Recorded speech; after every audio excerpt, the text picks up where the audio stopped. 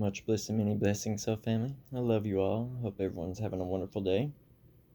So today I wanted to talk about a quote that I've heard mentioned by a handful of different people, but specifically the person that I heard the quote from the first time I read it, was from the Sufi mystic Rumi.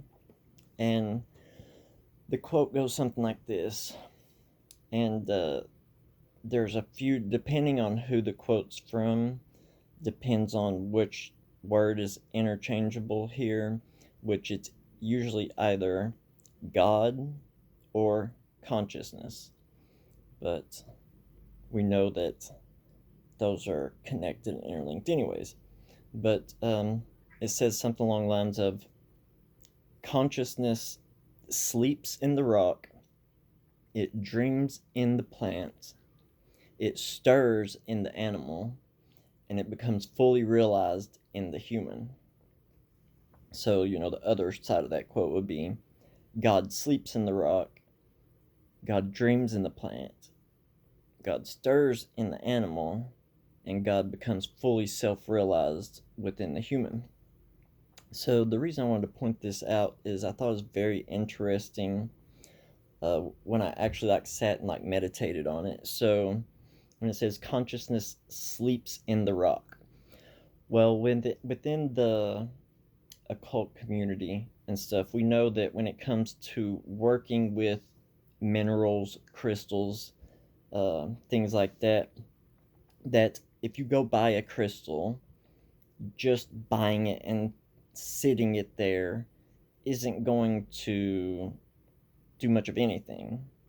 The energy that is in the crystal that actually helps you to transform is the energy that you place in the crystal. So crystals hold memory. Even like computer chips and stuff like that are all made out of quartz crystal. So we know it holds memory. And Dr. Emoto's scientific projects where he found out that water holds memory. These crystals hold memory. So when we actually take the crystal and we focus our intent into it and we cleanse and clear the crystal from anybody else that's touched it, and we put the crystal to work, we put an intention in it, then at that point our awareness activates something within that crystal and awakens its ability. So it makes total sense that in these quotes is saying that consciousness or God sleeps in the rock, because we see that within the magical community. Okay, and then moving up to the plant kingdom, God or consciousness dreams in the plant.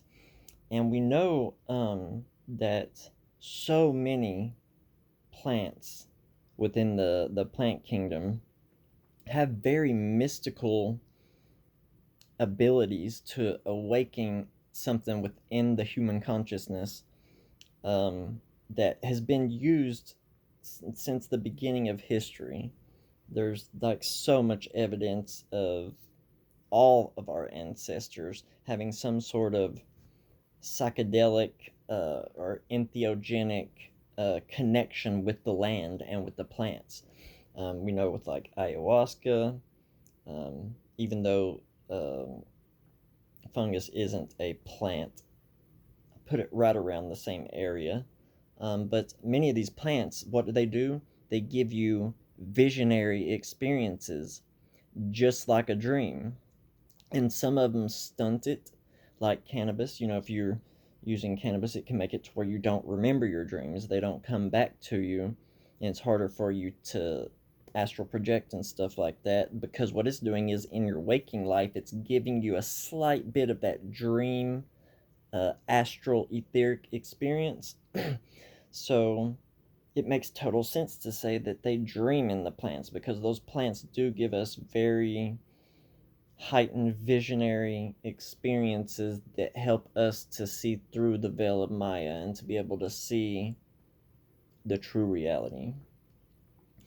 And then, of course, that it stirs in the animals. So we see that animals definitely have a much higher level of consciousness than, say, a plant or a rock. It's way more visible that they have a level of consciousness way closer to us as humans than we see as plants and stuff like that. So animals, for as much as we can tell, don't have a self-reflective ability. So they just live off of instincts, basically.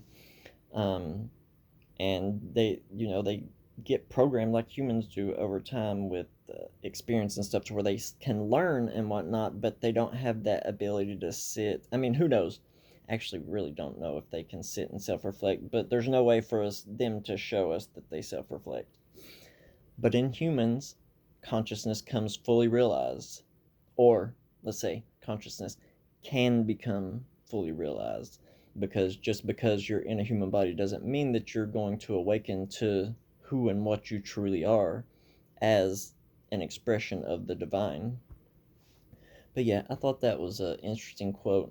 After I was meditating on it, I was like, wow, there are really layers to this where you can see the different expressions of consciousness.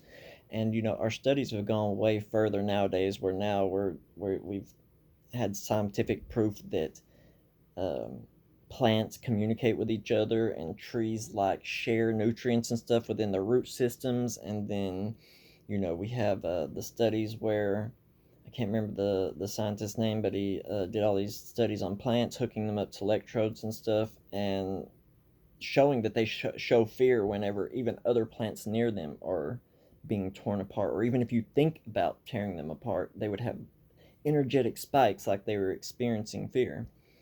So consciousness is intertwined through everything. And the materialist, reductionist, worldview that's been predominant for so long is falling away now during this mass awakening. And people are coming to the realization that consciousness is what the base of reality is, and not matter. But I love you guys. I just wanted to talk about that quote and share it with you guys. But I hope everyone has a wonderful day. Peace.